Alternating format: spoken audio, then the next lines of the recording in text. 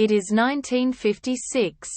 In Natchez, Mississippi, Slim and his crew, Hank and Jody, are negotiating with Lester, a fence. They are trying to sell the gold they stole in a mining robbery. The deal goes south, and under duress Lester discloses that the only other person capable of fencing the gold is Easy Money in Harlem, New York. The sheriff shows up, and in the confusion Amabel, Slim's gun mole, drives off with the gold in a trunk, and travels to New York City. In Harlem, Jackson is a devout and naive young man, working as a bookkeeper for H. Exodus Clay at his funeral parlor.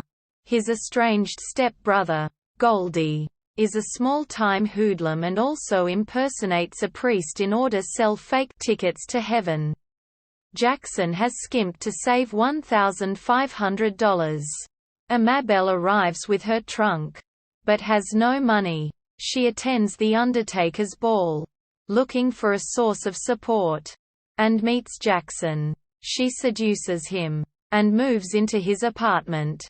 Slim and crew travel to Harlem, and enlist Amabel to help them take Jackson's money, using the blow, a scam whereby money is seemingly changed to a higher denomination by baking it in an oven. They claim they can turn Jackson's $1,500 into $15,000.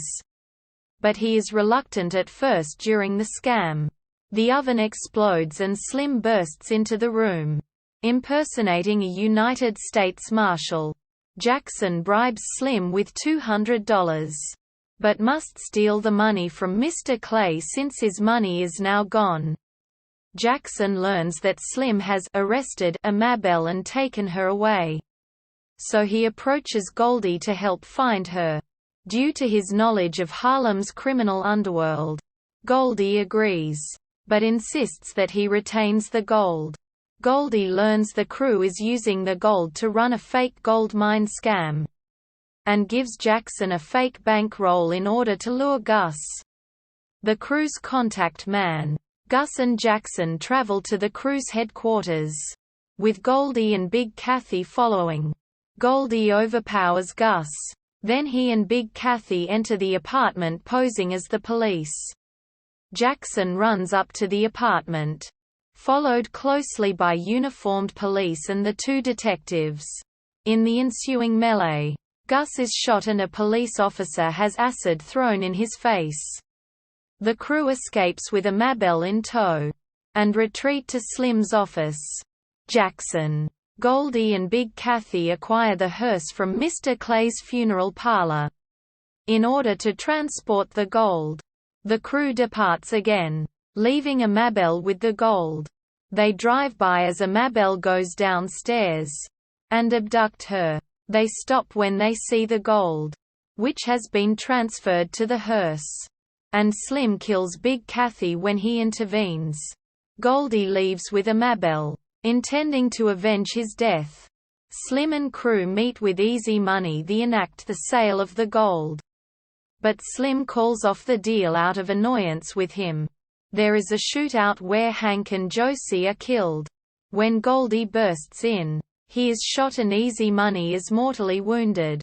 Slim escapes with Amabel, and Jackson arrives to confront him. They tussle, but as Slim prepares to slit Jackson's throat, it is Amabel who shoots Slim dead.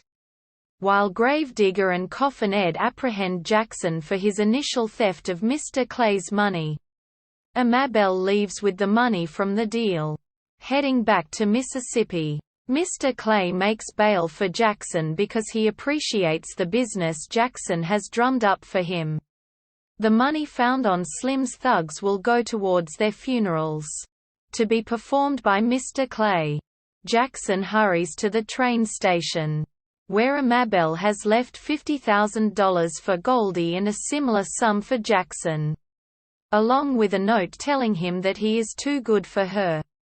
Jackson and Goldie briefly reconcile. Then Jackson boards the train while leaving his money behind. Jackson and Amabel reunite, and depart for Mississippi together.